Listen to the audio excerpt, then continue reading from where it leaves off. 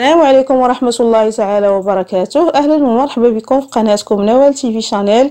كي دايرين؟ لاباس عليكم؟ نتمنى تكونوا كدوزوا رمضان على خير وبخير، يا ربي يدخلوا عليكم بالصحة والسلامة وبزوال هذا الوباء عما قريب إن شاء الله. اليوم اقترح عليكم وصفتين، وصفة مالحة تلبية لطلب متتبعات، كنافه، بغاو كنافه مالحه. نتمنى ان شاء الله يعجبهم هذا الاقتراح ويعجبكم. كنافه مالحه بحشوه جديده سهله في التحضير، سريعه دغيا كتوجد. ايضا تحليه او عصير زعزع المعروف بطريقتي، نحضروه في الدار بطريقه زوينه للفطور او للسحور، مشبع غني. بقاو معايا باش تعرفوا على المقادير وطريقه التحضير وفرجه ممتعه.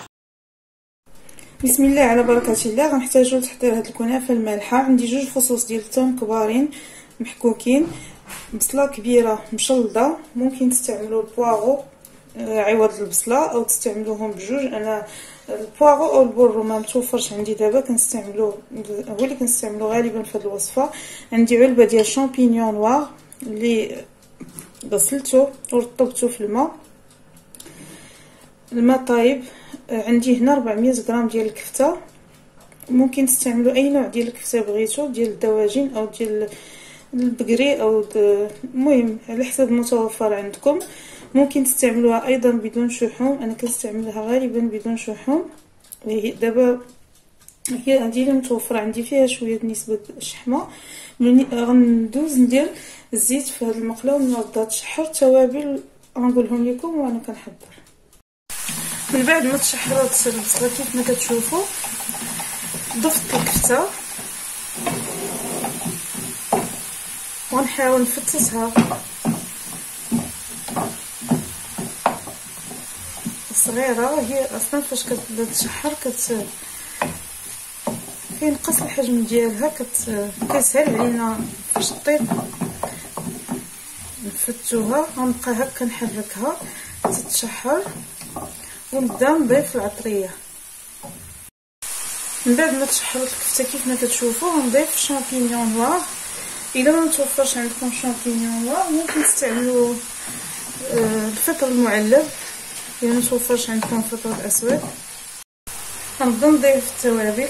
غنضيف الهريسه كتبقى على حساب الذوق، تقريبا نصف ملعقه صغيره، راس المعلقه ديال الزعتر المجفف، 1 ورقه سيدنا موسى او ورق الغار، نصف ملعقه صغيره ديال القزبوريات، نصف ملعقه من السكنجبير، الملح حسب الذوق، ربع ملعقه ديال التحميره او البابريكا، وربع ملعقه ديال الخرقوم او الكركم. نحرك هاد المكونات مزيان تتنكه لي هاد العناصر بالتوابل اللي درت فيها وتنشف من الماء. عندي هنا بور نوازيت ذوبتها وصفيتها.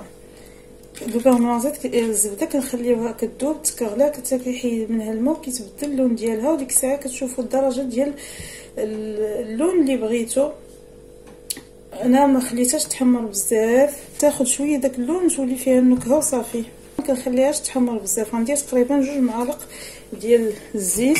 هاد الكنافه المالحه كنستعمل معاها الزيت ماشي بحال الكنافه الحلوه. غندير شويه ديال الحار وغادي نكب هذا الشيء على هاد الكنافه ديالي اللي ديجا حليتها. فايت لي شاركت معكم كيفاش كنفكك لها دوك الشعيرات ديالها، كنديرها في الطحان. بسم الله. وغنحاول نلبس كاع هاد الشعيرات تاع الكنافه بالخليط ديال الزبده والزيت.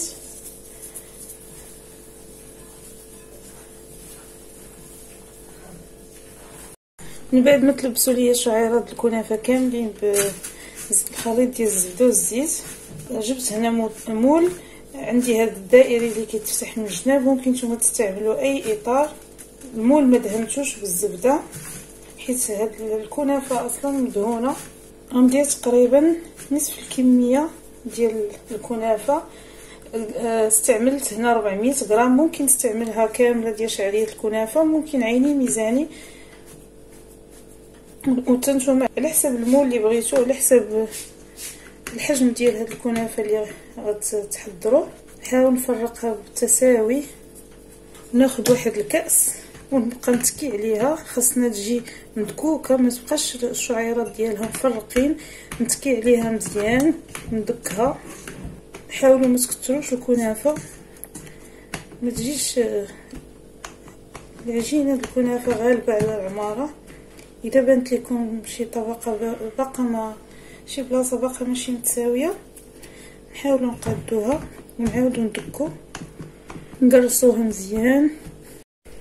الحشوه ديالي من بعد ما بردات كيف ما كتشوفوا زدت معاها تقريبا 4 لي باطونيط سوريمي و3 ديال القطع الجبن مثلث و الفرماج محكوك تقريبا 70 غرام. غنخلطهم كاملين. هاد المكونات كي قلت لكم، هاد الجبن كيعطيها هاد العماره ديال الكنافه، كيعطيها واحد التعليكه. الا عندكم جبن كريمي اي جبنه الدهن ممكن تستعملوها. وضفت ايضا الربيع. نخلط هاد الحشوه مزيان حتى ينسجموا هذاك الفرماج معاها كامله. وكتذوقوا الملح الا خصكم.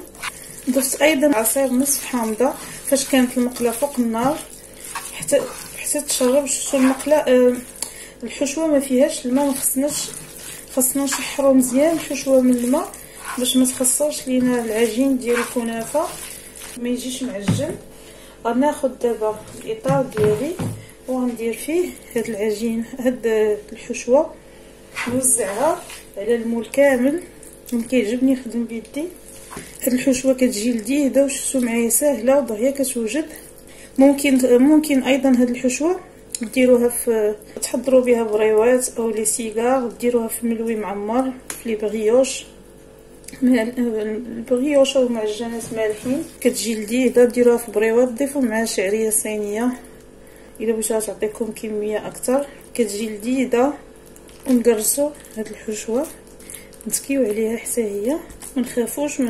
الحشوه عندنا قاصحه، ماشي شي حاجه اللي غادا تخرج ولا غتهبط للقاع.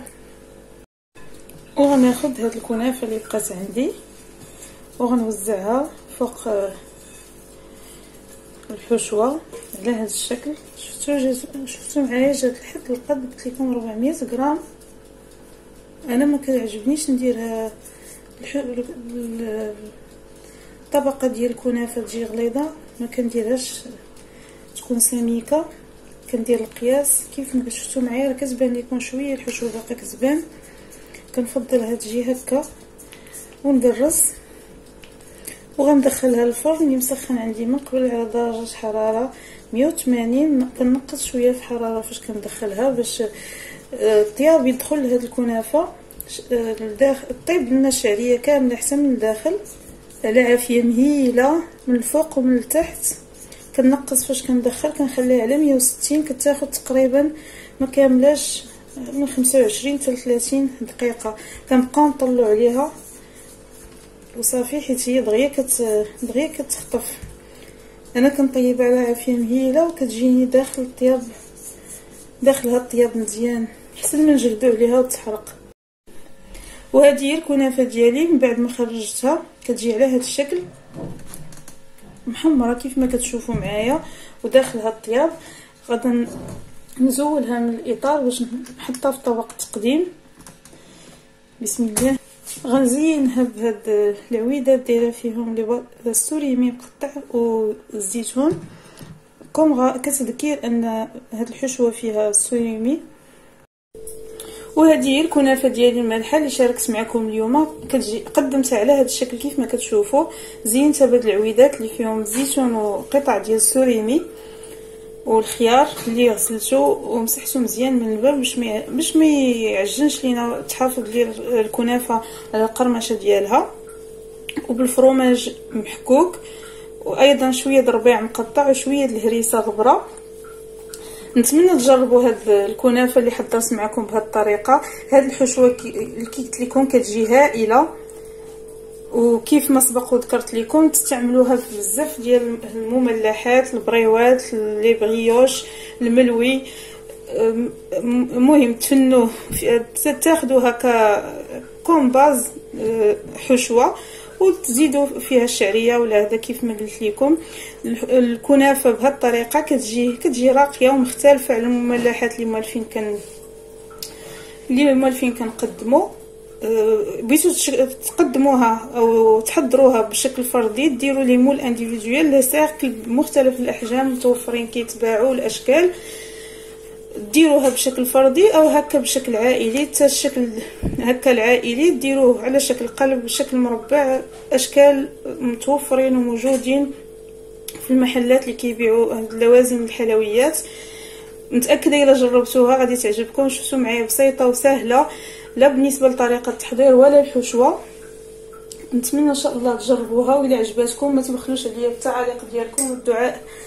ادعيو معايا الله يجازيكم بخير في هذه الايام المباركه. اللي عجبو المحتوى ينخرط معنا باش تكبر العائله ديالنا، وفعل الجرس باش يتوصل بكل جديد.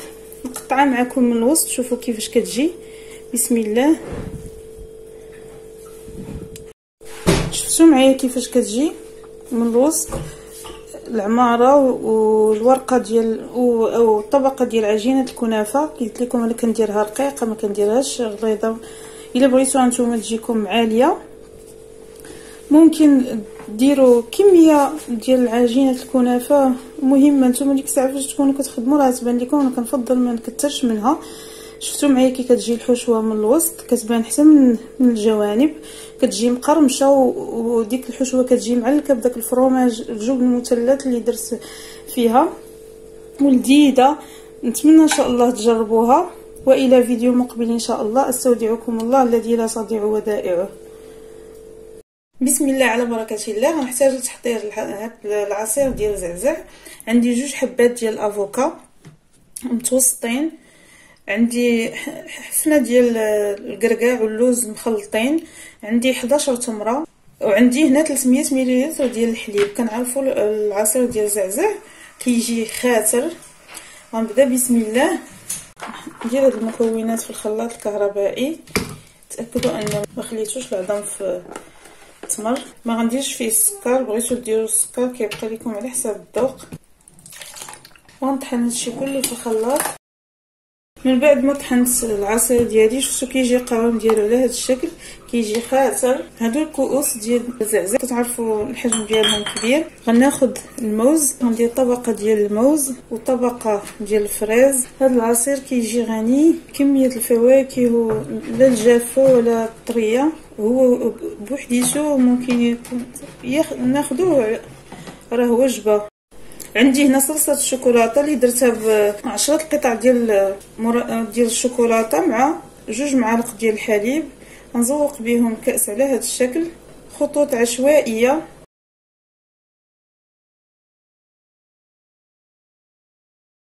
من بعد ما صبيت العصير في الكؤوس كاملين غنزينهم. هنا عندي بسكوي سيجار، عندي بسكويت ديال الشوكولاته كراميل، عندي بسكويت ايو، شويه اللوز وشويه الكركاع والحبيبات ديال الشوكولاط. وهاد الحبيبات ملونه.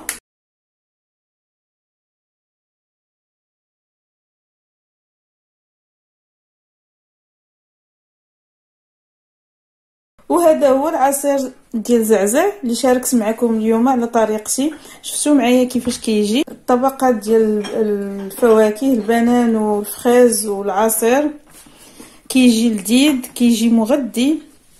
كي شفتوا معايا راه وجبه متكامله. اللي كلا الكاس في العشيه ما يقلبش على انه يتعشى. كيجي لذيذ. بالنسبه للتزيين تزينوه كيف ما بغيتوا، وما تنساوش الا عجبتكم الوصفه طبقوها وتشاركوا معايا التطبيقات ديالكم. ما تنسونيش بالدعاء واللايكات ديالكم اللي كيفرحوني والتعاليق اللي كيشجعوني. والى فيديو مقبل ان شاء الله. استودعكم الله الذي لا تضيع ودائعه.